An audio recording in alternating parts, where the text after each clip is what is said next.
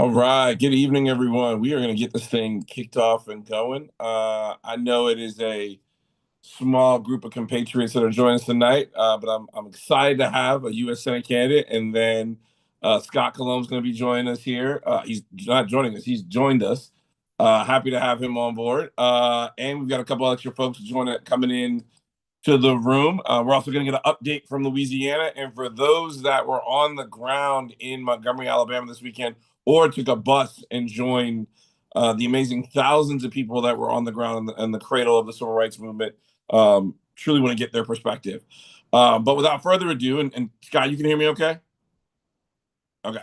We are going to go to an amazing candidate right now who's running in Mississippi, running to be the next U.S. Senator. Excited to have him on. An old friend, even closer to his dad, but like back from almost 20 years now. So, and then a couple other familial connections.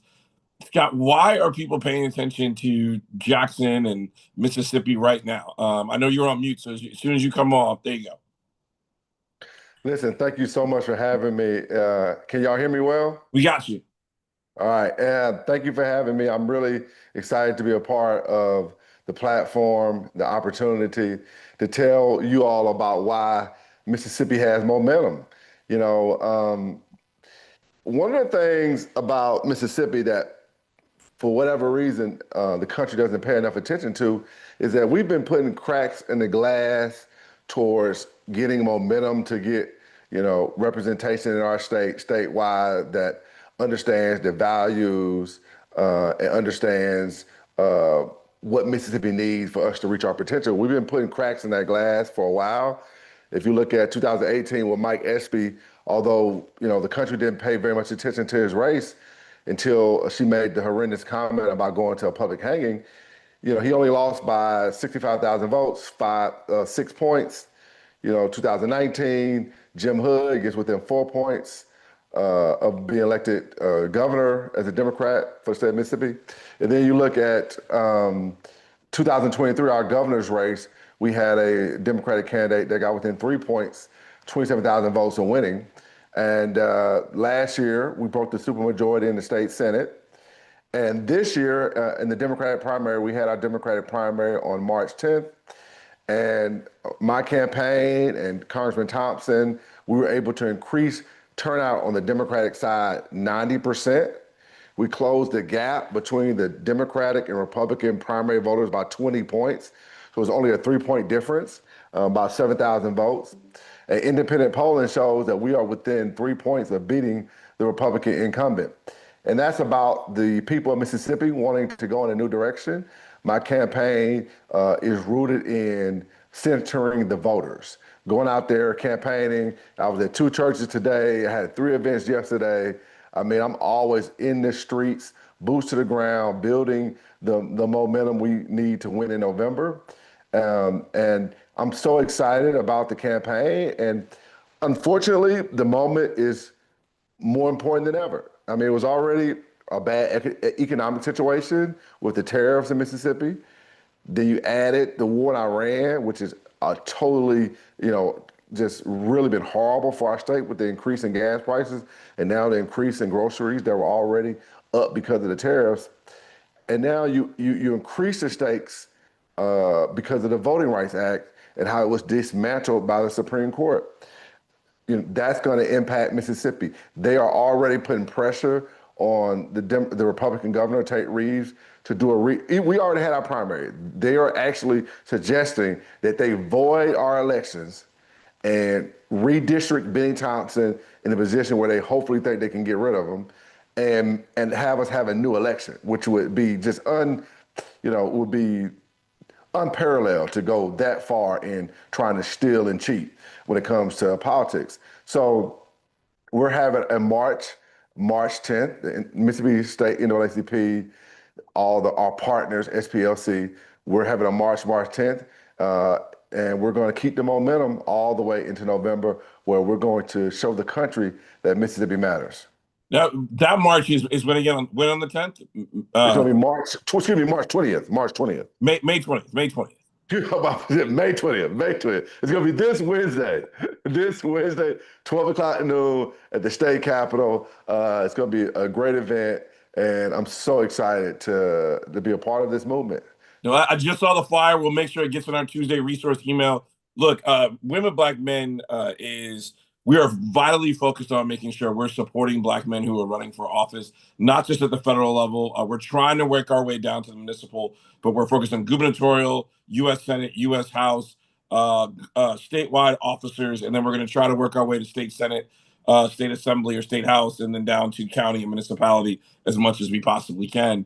But it is exciting to see your race. So if you did not hear it here, this is a full endorsement of Scott Colon running for U.S. Senate for Win with Black Men. We are 100% behind him. We know we have state captains on the ground and throughout the country. We're going to do what we can to get out there. But for everybody that's listening in, we're live streaming on YouTube right now. Explain to brothers not only why it's important in Mississippi that people get out and vote, but what is important for people just to vote this upcoming election? We always hear that this is the most important election. Right. But what would you say to that young brother in Jackson or in Hattiesburg for why they need to get out and vote? Yeah, so what I would tell them is this. One, it's going to impact you at the grocery store and at the gas station. I mean, if you're wondering why you're paying more for gas, it's because of the war in Iran. There's no doubt about it. And our senator has totally given away our voice when it comes to the war in Iran because the Constitution clearly gives that power to Congress.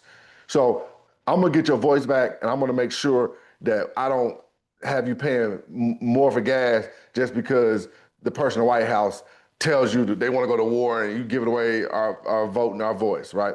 Same thing with tariffs. That is why you're paying more, is because of the tariffs. Now, on the voting rights issue, what I would tell you is for so long, people would say, my vote doesn't matter, my vote doesn't matter, my voice doesn't matter, it's not gonna make a difference, it's not gonna make a difference. And I had a barber, one of my barbers, I do these barbershop talks where I have a barber cut my hair and say something. And one of the points he made is like, you won't know unless you go. I mean, too often we've allowed people have allowed themselves to make the excuse that, if it's not gonna make a difference, well, you gotta try, try.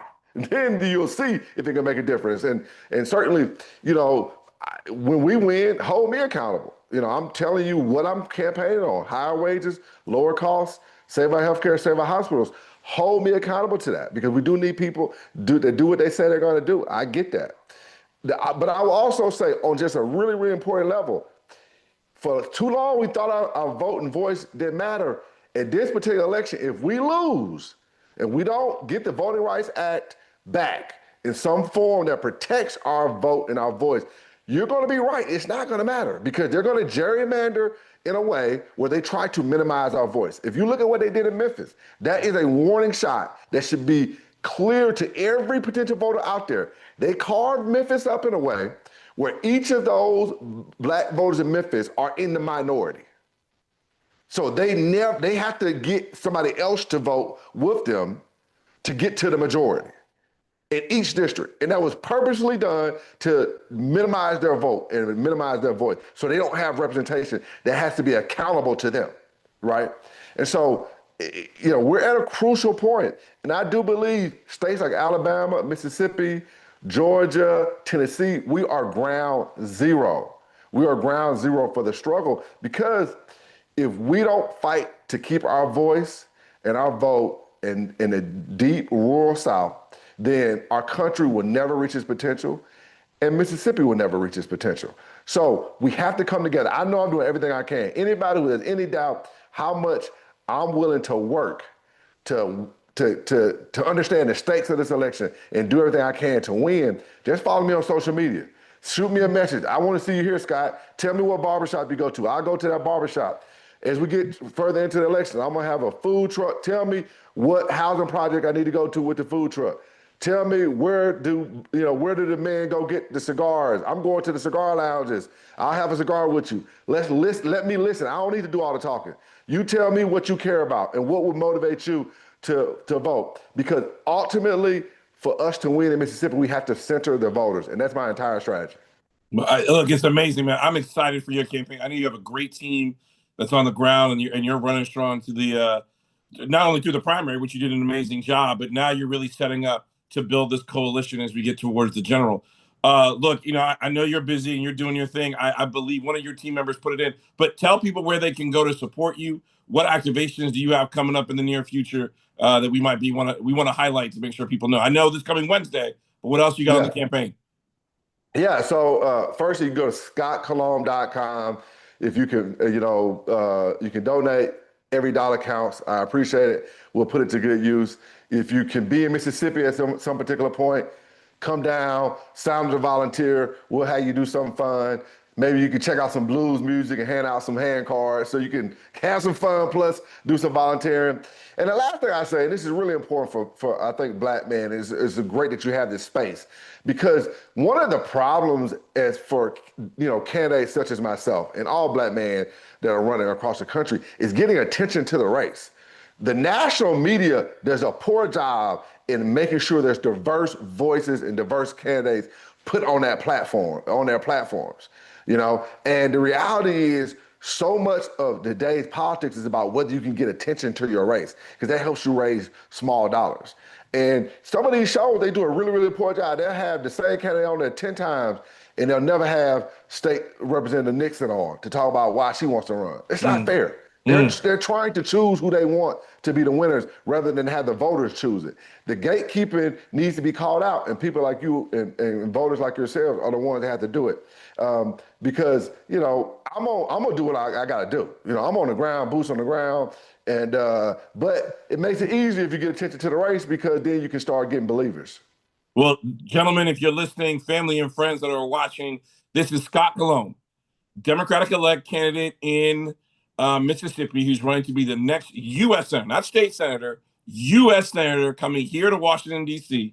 to represent the state of Mississippi. How long since it's been since a black man has been in the U.S. Senate representing the state of Mississippi? Well, here's what's funny now. We had the first one.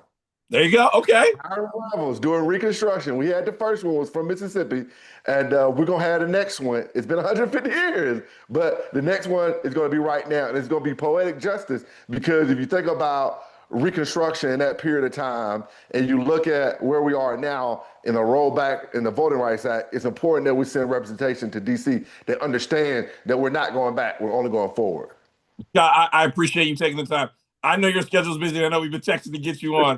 I'm excited. We're going to have you back. I know it's one of our smaller crews this evening. I think everybody's tired from what happened in Montgomery this weekend, but we're going to get you back and continue this conversation and see what we can do. Again, tonight, you all heard it here first. Win with Black Men is endorsing Scott Cologne for U.S. Senate. Please go to scottcologne.com, sign up for a volunteer shift, do some texting, make some phone calls, and of course, if you can contribute $1 or more, the campaign could need it and love it. Scott, we love you, man. I'm gonna let Appreciate you go. You, I know it's Sunday night. God bless you, man. Fam. We'll have you back on again soon, man. Thank you, man. We'll do it again, my friend. Appreciate you. All right, brother. Bye. Family who's still on with us, please go ahead and put in the chat where you're from. I know we got a hand raised over there. Forgive me, Michael Henson. We are actually, because it's such an amazing audience, and thank you to those that are sticking here with us on this Sunday. We're going to bring up some folks to be a part of the chat in just a little bit.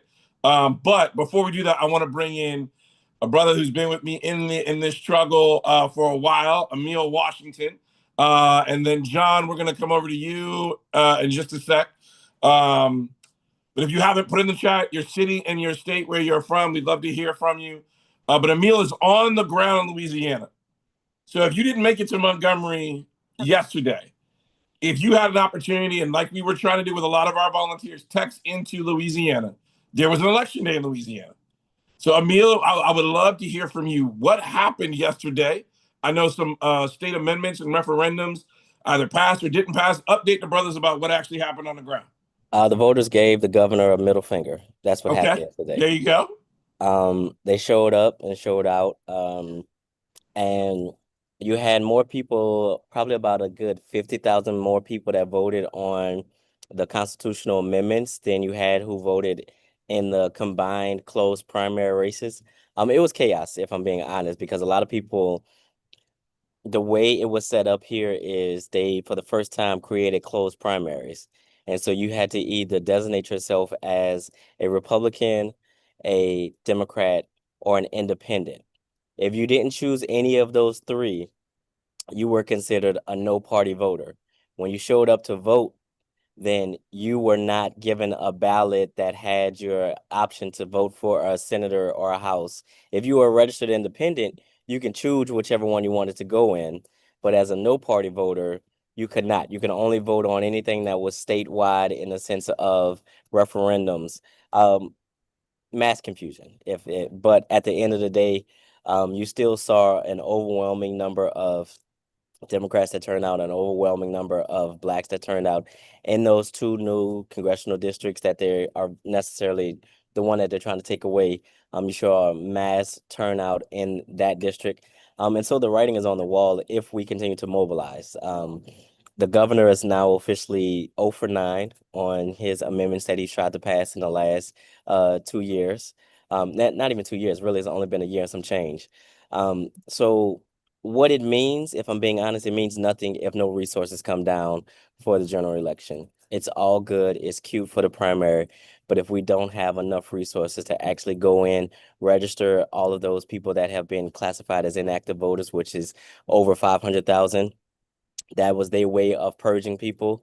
They didn't call it a purge. They moved them to an inactive list. That's over, again, 500,000 voters. In this particular race, there was 40,000 votes that have just been discarded. So if you voted absentee, whether that was military, you were out of the country, out of town, whatever the case may be, and you qualify for an absentee ballot, if you voted in a House race, they have said those votes do not count. They will not go back. You cannot do it. Like, it's done. So when they move over to the new race, you can try to vote then, but they are literally just throwing. I don't know if they're throwing the whole ballots out, but I do know that they're throwing out the ballots as it relates to the congressional race, which again, they haven't provided actual clarity on if they're throwing the whole ballot out and do those votes count toward any of the other races. So we're at a position where we, no matter what, will have from a Democratic side, a black man that will be the candidate running against a white woman or white man. It will be between Gary Crockett or Jamie Davis. So, for whatever you want to take with that. And I'll pause there as I No, eat. I mean, that's a lot, brother. Look, and I know you probably got some good gumbo that you eating right now. I'm eating ice cream, actually. Okay, and I think that's my niece popping in the That video in is. the back.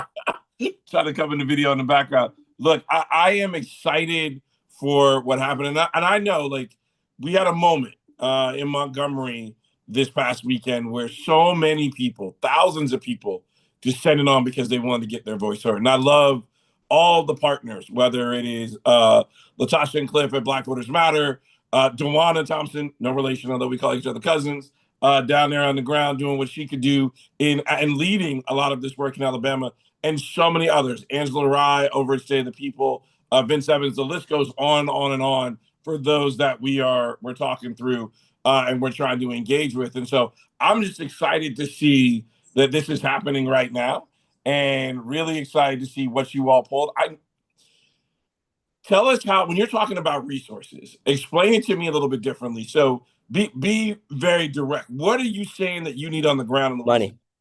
Okay. So we need money to do actual real voter activation, education, mobilization, because you still had a lot of people that did not vote. You only had 27% turnout. That's not going to make a difference come November. So what needs to happen is actual real life voter education, real life voter registration, but then we need funds to be able to provide people with IDs. We are a voter ID state. We need some rapid response to ensure that, let's say you are registered, but you don't have the proper ID to be able to go vote. Let's make sure that we don't have that as an issue. So creating those opportunities to ensure that people don't have any type of barriers come November. And give us a ballpark figure. Not saying this is the amount that you need, but if we're multiplying it by the number of people, especially black men in Louisiana, that need a real voter ID, how much does it cost with transportation, the cost of the voter ID, getting all the documents in place? What would you say is that number per one person? Well, if we got a real ID, that's $50 a person. So we don't Okay. necessarily have to get a real ID. You can just get a regular state ID, which would be about $20 to $25 a person. So Okay. I'm not going to say anybody needs a you know. But I think if you wanted to put a number on it, looking at that, I mean, you're probably talking about a good 100,000 people that would need IDs in order to vote throughout the state. If we narrow that down to black men, you might be talking about 50,000, maybe in the 30s on the low end. So if I'm doing my math right, this is about a 1.2 to 1.5 million dollar problem that you need to solve just alone on the voter IDs that we Yes, need in order to get there. So, yes. and I'm wrapping, Emil and I been in this work for unfortunately there's a little bit more gray probably in my beard than his these days, but You've been a trying father to longer, that's all. trying to make sure folks on the ground understand the work that we're trying to do here. This isn't about an enrichment of an organization or of a person. These funds go directly to the work that's happening on the ground to make sure people can go vote. We just had Scott Colombo on from Mississippi. I ask this question constantly now. As you're talking to a brother in Orleans Parish or in Baton Rouge or somewhere else in the state, how do you let them know that this is an important election and their voice matters? What are you sharing with them? I'm sharing the issues that we just voted on. I'm not talking about no candidates, right? There's no need to bring up any candidate. Did your bills go up? If you are the provider for your family and your community, more than likely someone in your family no longer has SNAP or Medicaid, and now that's at your cost, right? So I'm just looking at how much more money have you had to spend over the last 2 years to be the provider and supporter of your family?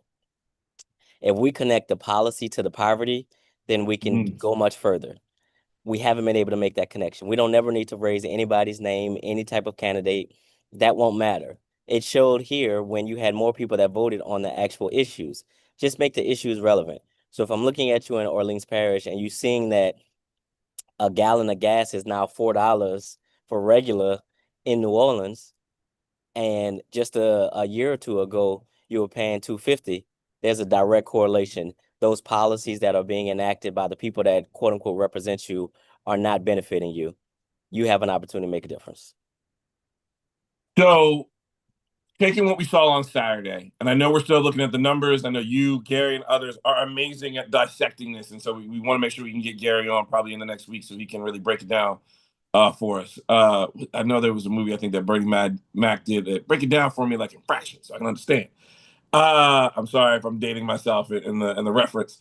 Um, what as we're leaving out of Saturday, and I know Emil Washington, for those that are just joining us and watching us live on YouTube, Emil Washington is the senior advisor over at Woke Vote and senior strategist and doing amazing work on the ground, Louisiana and around the country.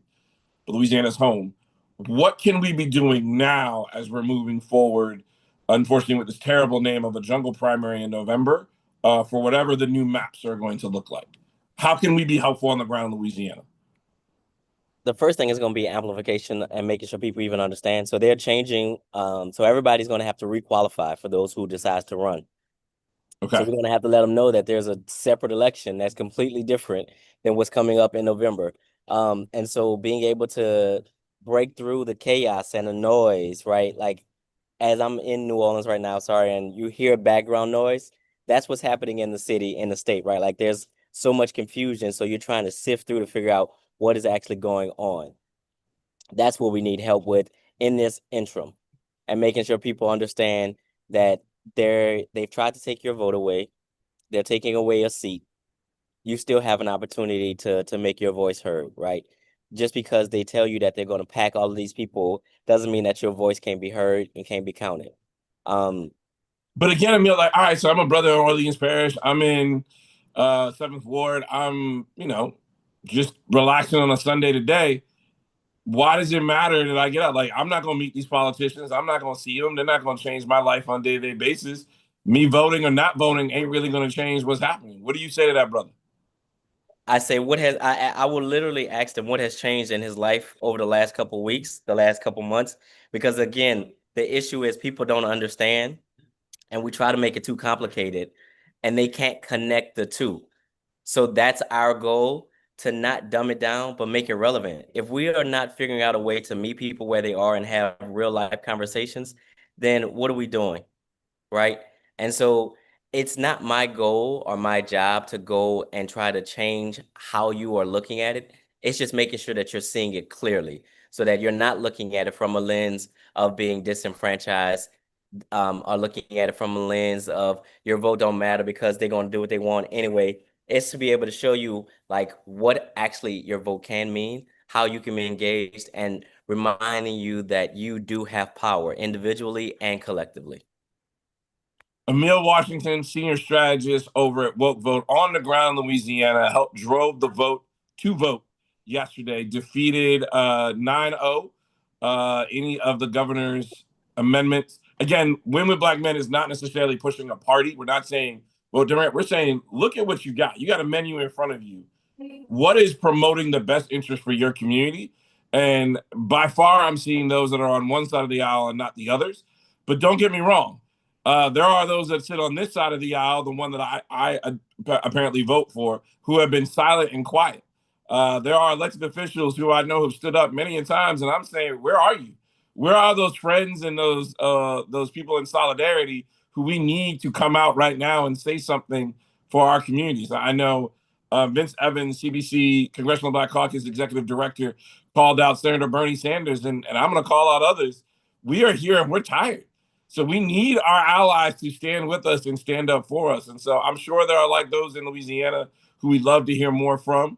But Emil, before you go, what else do you want to share with the brothers who are on right now? It's a small contingency. And I love my fellow stalwarts who are still here with us. But share with those brothers that are on right now and those that will be watching on YouTube. If we can't talk about flipping the Senate if we don't invest in the South. You're about to have 2 statewide Black candidates in the deep red South. If we don't figure out a way to make them count, then nothing that we do matters. Like, we just had a whole thing about all roads lead to the South. And if they actually lead to the South, then the money has to lead there too, so that we can make this matter. It's exhausting for everybody. It's definitely exhausting for those who are on the front lines. But when you have an opportunity with the level of frustration that people have on the ground and you squander it, it's just disingenuous. Now, look, man, I couldn't agree with you more. I think the work that just happened on Saturday in Montgomery, the work that you did, that Gary and others, and I know that there is a phalanx, an army of folks that are leading this work that I unfortunately either do not know and I'm not calling out, but that does not mean that they're not there. And I highlight them, I lift them up. Please, we'd love to bring them on this platform and make sure brothers know who they are and the work that they're doing. Continue the great work that you're doing. I'm gonna let you get back to your ice cream and Rue. Let her know I shout her out on our platform. Thank you, brother. We'll have you back on. We're going to continue to have Louisiana in our hearts and in our minds as we're continuing this work leading till November. Thank you. All right, brother. Gentlemen who are still with us, we are going to bring up a couple of you from the audience. I know this is rare that we do this, but tonight is one of those moments. So, John, if you want to, we're going to go to John Templeton. And we've got folks that are watching on YouTube. We got friends who are FaceTime in, who are down here right here with me. Thank you, Bianca. And others who are listening in to this amazing conversation. But if you want, if you're in the audience right now, we're going to bring you up to be a panelist. I got John Templeton. We're going to structure this conversation around what it means. And so I'm going to try to bring in a couple other brothers to get your thoughts that are on the ground doing the work. John, we're going to promote you to a quick panelist. And then I know we've got others on here. Good to see Eric Person on. Lloyd, happy to have you here. Stephen, good to have you. I'm gonna bring Stephen up to it, if he can make a determination. John, now that I got you, I am going to get your thoughts, my brother. I saw your email come in. I haven't had a chance to respond, obviously, because the call, it just came in, I think 30 minutes before the call started. You are in California, I believe. Tell us, what is happening on the ground? Where are your thoughts after this amazing weekend?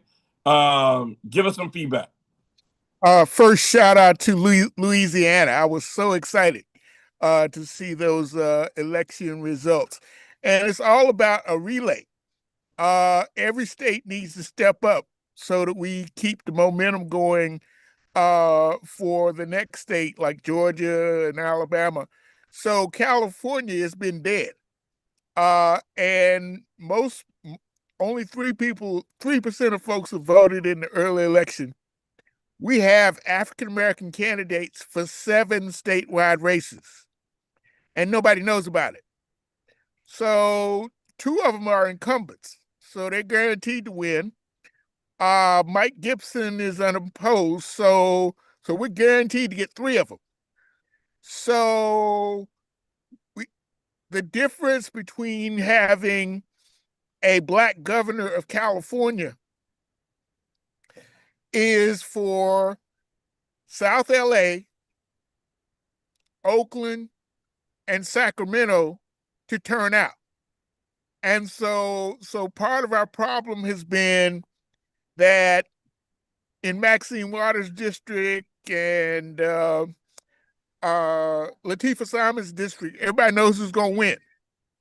So we need people to turn out irregardless of personalities, but we need them to turn out specifically to protest Calais, because it's going to be California that's going to be able, going to have to lead the resistance like we did on Prop 50. And it will make a huge difference to have Black statewide elected officials. We just did a 5-year trade agreement with Nigeria and Kenya. Right now, Newsom, half of his cabinet is Black. So if we don't continue that, we're going to suffer significant losses, because we've already seen in San Francisco when the Black mayor lost, basically everything went away in like a month or so. So we need to make sure that our folks are just as motivated as folks are in Virginia and Louisiana and Alabama, Mississippi, because California is going to need to help the South, and we need people in positions to do that. So on Malcolm X's birthday at noon, we're going to live stream the 7 leading Black candidates for statewide races. We're going to have the California Association of Black Lawyers and National Association of Real Estate Brokers co-moderate and ask questions about the legal issues and housing. We may also have Golden State Medical Association asking questions about health equity. But yeah, California is going to be the de facto federal government for Black folks for the next 3 years. So it's really important for Black folks to turn out in California to help the other states. Well, John, so as I said, I asked the question of Emil, I asked it of Scott, you've asked it for other Black men that are here. I see that you got a little bit more salt and pepper than me in the hair these days. What would you say to a young brother? This is my 50th from Howard. There you go. All right, HU. What would you say to young brothers, whether they're 17, 35, in between, or even older brothers, about their importance of their vote? How do you translate to them about why it's important to participate in this upcoming election? Well, that's what we're going to do on Tuesday. Each candidate's going to actually describe what they've done and what they can do in their position. So I'll give you the best example. Name, image, and likeness. All of the athletes that are coming, that's Stephen Bradford. Okay. He's the author of that legislation. He's running for insurance commissioner. So Tommy Tuberville is trying to take that away. So if I was very upset with Kamala Harris for not making that an issue in 2024. She'd be president now if she had made that an issue. So that is the prime example of something that was directly done by the California Legislative Black Caucus that affects everybody across the country. Everything starts first in California.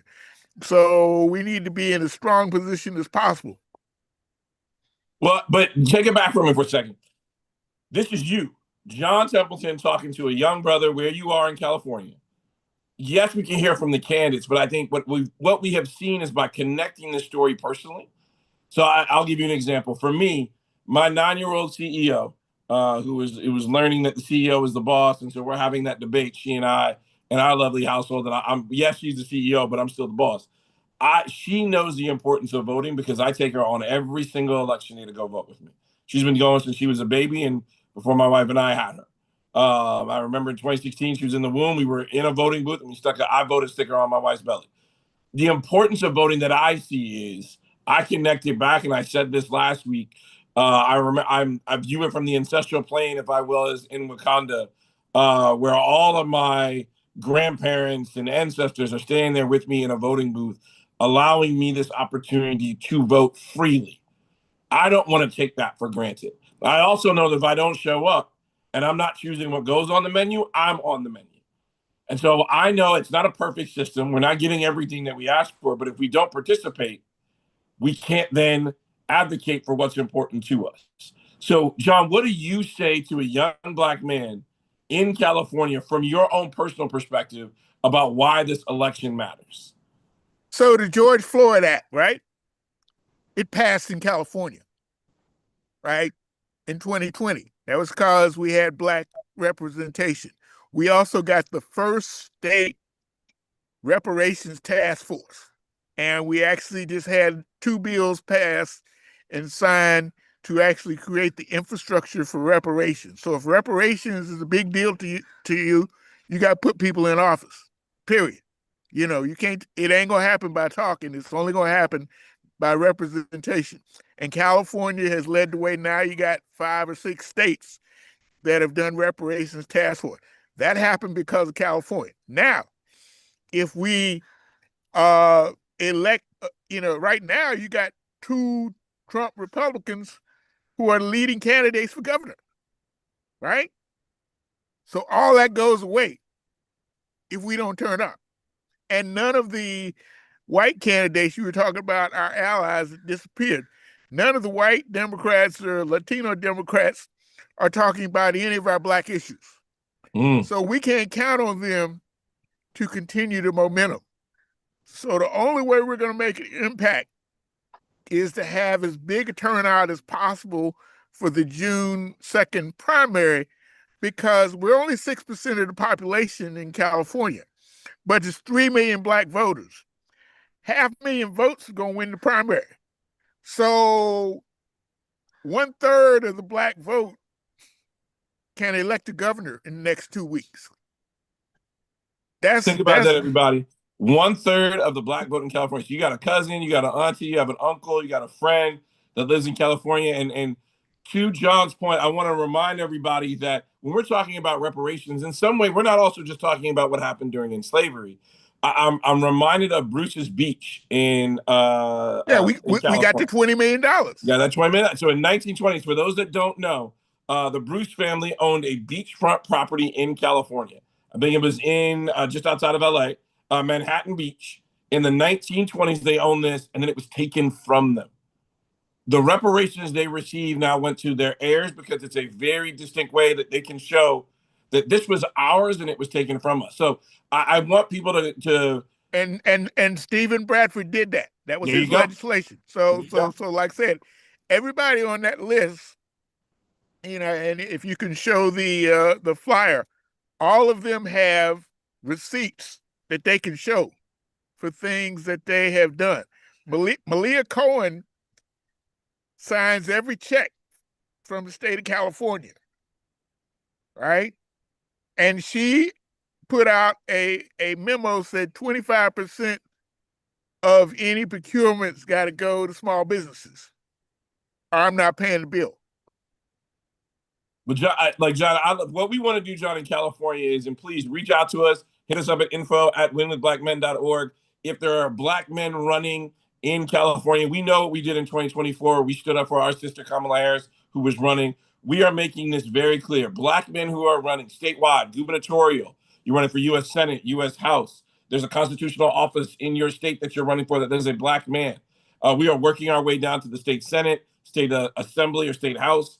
And then all the way down to the county municipal level. We want to get in touch with you.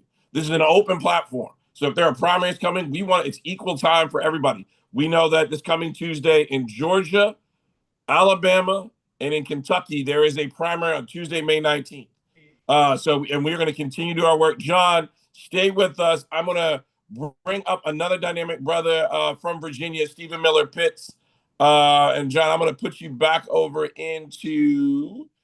Oh my God. Let me see how I do this. Hold on. Boom, boom, boom, boom. I am going to try to move you back over into the attendee stuff, but I am not sure how to do that just yet. Hey, Stephen. Hey, John. As we look at Khalil try to work technology, I'm trying. I'm trying. He must be a Gen Xer and not a millennial. I don't know. But I'm going to bring up Stephen Miller Pitts, who is a dynamic brother out of Virginia. I think talking to the brothers, and again, for those that are watching Win with Black Men, we are on YouTube. Go to winwithblackmen.org. We appreciate your support. We have got a dynamic, stalwart group tonight. I know a lot are tired from what happened in Montgomery, voting that happened on Saturday in Louisiana, folks getting ready in their GOTV for what's going to happen on Tuesday in Alabama, Georgia, and in Kentucky.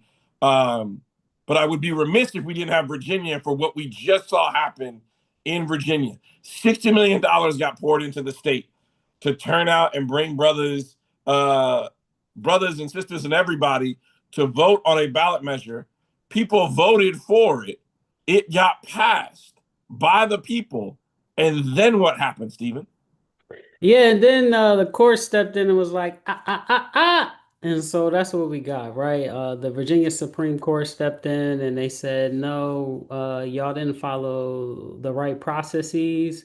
So we're stopping you from being able to certify the election. And then, our Attorney General Jay Jones did his great work, right? And petitioned the Supreme Court, and the Supreme Court kind of kicked it back like, no. And obviously, we all understand that if you're not a lawyer, basically, that all had to deal with Virginia Constitution. So what they're trying to say is like it's a state issue and not a federal issue, and that's why the Supreme Court is not taking it up, right? And so what we're seeing is that is an attack on all of our voting rights, right? They done stripped the Voting Rights Act. They won't pass the John Lewis Voting Rights Act, right? And in Virginia, we're doing the work. Virginia is a blue state. It's a blue state, and we've been doing that work. People have won, people have ran, and we have what we like to call a trifecta in Virginia. But now what we're run up against is the federal government. The occupant at 1600 Pennsylvania Avenue has a hard on for Virginia. Because Virginia is doing things and is being led by Black people, right? We have the first ever Black Speaker of Virginia House of Delegates, 400 years of Black man, right? Like our Senate Pro Temp is everybody's favorite grandma. The cursing grandma will get you together, Louise Lucas, right? This is what we have in Virginia, and then we elected Abigail Spanberger because we understand that we are in this together with everybody, right? And so, like, I think what's going on in Virginia and what we're fighting in the NAACP, jumping on different lawsuits against the federal government, these are the things that we need to do. But I think, Khalil, basically what you're doing is very important because what we need to do as Black men is support Black men. We need to pour into Black men's campaigns. We need to organize Black men. Oftentimes, and we've been hearing this for a long time, Black men are not a monolith. And I agree. We're not. We're all different, all shapes and sizes, all the plethora. But we have to understand numbers. Numbers matter. Black men are 6.5 or 7% of the population. It's not getting to a majority in any way. So one thing that we need to do is bring our community back together, right? We need to stop these gender wars with our Black women and come back together. But then after that, when we get our 14%, we got to get the pie, which means we got to pour into our legislators and our Black men and our Black women are running for office. We have an opportunity this year in midterm elections, right? All the noise is going, but we can elect a Black man governor of South Carolina. We can elect a Black woman governor of Georgia, right? Like there's things that we can do that combat directly the things that we see is happening, right? The things in Louisiana, all the rewriting of the redistricting. So my thing is like this: if you're gonna rewrite the districting in South Carolina, well, you're gonna have to deal with a black man, right? If you're gonna try to do it in Georgia, you're gonna have to deal with a black woman, right? Like what we need to do as a community is take what we can take, right? That's the game right now. Like we're playing a game that is chess and we need to be on the board, right? Like you said, Khalil, like if we are not at the table and we're not the chefs, then we are on the menu. And I don't want to be on the menu. So we need to pour into everybody. And Virginia has been leading that way. And one of the things that I recognize in Virginia, like we don't have any campaign finance laws, right? So that's why you said 60 million. It was actually 70 million that was poured into Virginia, right? In a short amount of time. So we know the money's out there, right? We need to pour the money into people's campaigns that look like us, that are about the missions that we appreciate. Win with black men. Stephen, you couldn't say it best, better than I. And for those that are watching, yes, you have Keisha Lance Bottoms, who is running to be governor in Georgia. There's also 4 black men that are also on the ballot. You got Olu Brown, you've got Derek Jackson, and then 2 brothers who joined us. We reached out to Olu and Derek, but you had Michael Thurman and Jason Estevez. Both of those were on a couple of weeks ago on this platform. Really appreciate that. I know all of the candidates are going to be running through the ticket tape at the end of the finish line this coming Tuesday, and we wish them all well. More than likely, it'll be going to a runoff. So we welcome candidates to come back and continue the conversation with us about why it's important. Look, tonight is going to be just an hour. We know that this work continues long after this call in many of text, chat, signal groups, wherever you may be. It might be in your barbershop, might be in your community, might be in your the basement of your church. And Stephen is here helping us, a part of our team, to make sure that we can grow this network. Not only are we asking you to give to the candidates who are running, it is at, I think, anywhere between 1% to 5% of Black participation in terms of donations to Black candidates. We need to change that paradigm, not because we're asking for more money to be involved in politics. We're saying that if you want to stake in these candidates, providing them the resources and being on the front lines with them allows your voice to be heard even louder. But then we've got to support the groups that are doing the work on the ground, whether you're Emil and Woke Vote in Louisiana, whether you're Gary Chambers' organization in Louisiana, whether you're DeWanna Thompson at Woke Vote in Alabama, Wakinia Clanton in Mississippi, whether you are John Taylor at the Black Male Initiative in Georgia, and there's Mondale Robinson and Mike Bland, Black Men Voter Project, Black Men Vote. There's also Black Men Build. I got connected with a dynamic brother over there, and I'm blanking on his name, but it's in my email. We are saying that the opportunity right now is to give.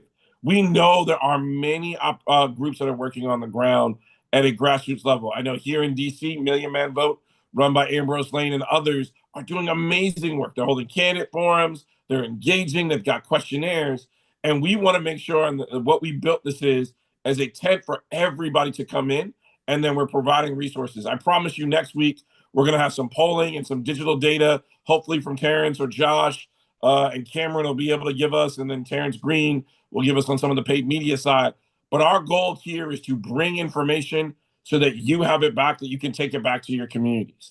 Willie Tompkins says, has there been dialogue with traction pursuant to a national boycott to protect the rights of Black people?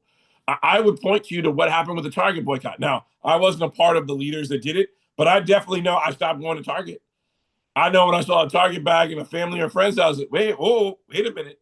Why do you have this? Now I heard from I just ran in. I probably said I can count on one hand. I maybe ran in for a card or something, but I kept my dollar amount under the $20. But it was less than 5 times I did it within the period of time that the boycott happened. And I know the boycott is continuing. What we're saying, and I will follow back up with you, Will, is, and I think you raise a very salient point. Here at Win with Black Men, we are right now galvanizing an effort to make sure that we can engage, elect, bring civic education to as many Black men as possible. Of course, we are nonpartisan. I am a card carrying Democrat, but brother, I don't care if you're a Republican. I don't care if you're a Democratic Socialist. I don't care if you're green. I don't care if you're a communist. It doesn't matter to me. What I care is that when I step out of my house, whether I'm taking my daughter to school, I'm going to a meeting or whatever it may be, or just going for a walk or going to the gym, the world doesn't care what my bank account looks like, what platform I have, whatever. They see me as they see you who are on this Zoom tonight, this webinar, or if you're watching us on our YouTube channel. All they see and connect with us is that I'm a Black man. Some, I hope, see me as a human being and want to meet me there. Some may be scared. But what I want to do is pour back into my community of Black men and say, hey, I'm here with you. I want to make sure you have the resources. Emil and I just did the back of napkin math. It's going to cost $1.2 million to get voter IDs for the 50,000 Black men that need them in Louisiana. How do we raise that money? Now, once we get that money, we've got to text them. We've got to knock on their door, maybe send a piece of mail. And by doing that, we're employing a Black vending firm that's going to do direct mail for you, whether that's Scott Simpson over at Resonance. You might then go to Terrence Green to develop the digital strategy to go out and reach those brothers. You might go to Terrence Woodbury to do your polling or your focus groups, and Josh Dawson and his team over there at Hit Strategies. And there are so many other brothers. Neil Carter, who runs the Black Consultant Group, is building out a dynamic base of Black political consultants. And I'm naming the brothers not because they're not dynamic and amazing sisters who are doing this work, but there are amazing Black men who are leading.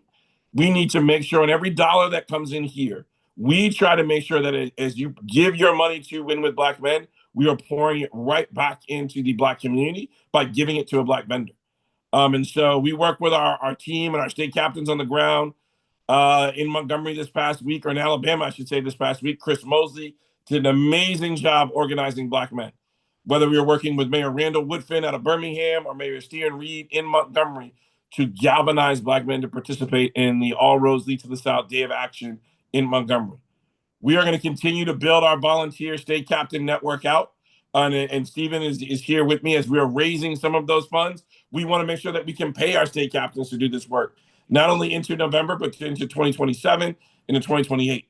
So please, if you haven't had a chance, visit winwithblackmen.org, sign up to be a state captain, get involved in some of our activations. But then if you can, make a contribution.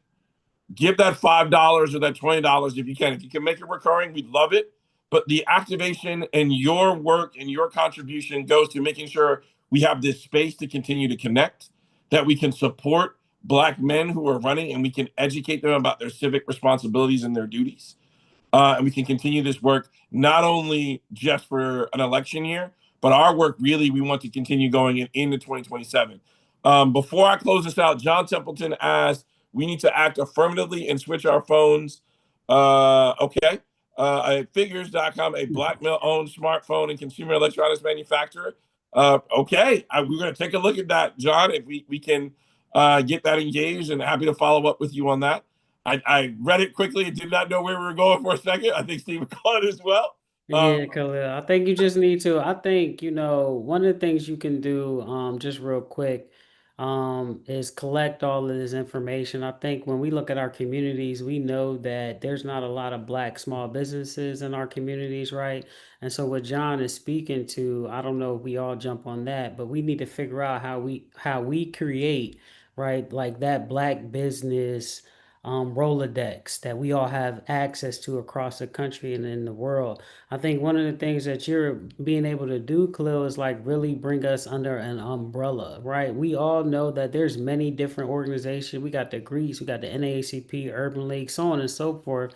But I think what you've been able to do is connect with everybody and bring us under a banner, which is very important, because what we need to be able to do is find that umbrella, that conglomerate, right? Like that concierge, right? Like all those things that, that get us to where we need to be, because I'm getting my doctorate at Southern University, and one of the things in public policy, there's this framework called Advocacy Coalition Framework, right? And it really is organizations coming together to get their piece of the pie.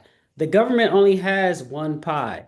and how we support our legislators, how we fund our elected officials, and how we show up at the state houses and the federal government determines what piece of the pie that we get. And so I think the work with Win with Black Men allows us to say, hey, this is the piece of the pie that we need to get. Look, like my good buddy Dr. Wes Bellamy says, like nobody is coming to save us. I think I gave him that because I done said it in class a few times, but whatever, he got it, you know what I'm saying? He trademarked it, but it's true. No one's coming to save us. And the one thing that I like to say is in today's time, we are the adults in the room. We're the adults in the room, and so it's for us as Black men to do something. And so I stand arm in arm with you, Khalil, to do something in Virginia and across the nation. And if we got to get up out of here, wherever we got to go, we're going to set that up too. But I think we need to do it collectively. There you go. Brothers and sisters who joined in tonight, thank you for joining womenwithblackmen.org. We will be back here next Sunday. Tune in on the website. It'll be updated pretty soon with a new flyer. We're going to get our Tuesday resource email out for you. We were a little off this week as we were trying to push as many activations in Montgomery and get those brothers out down there and throughout the South. But we will be back here next Sunday, hearing what happened in Georgia, what happened in Alabama, what happened in Kentucky, and continuing this amazing fight.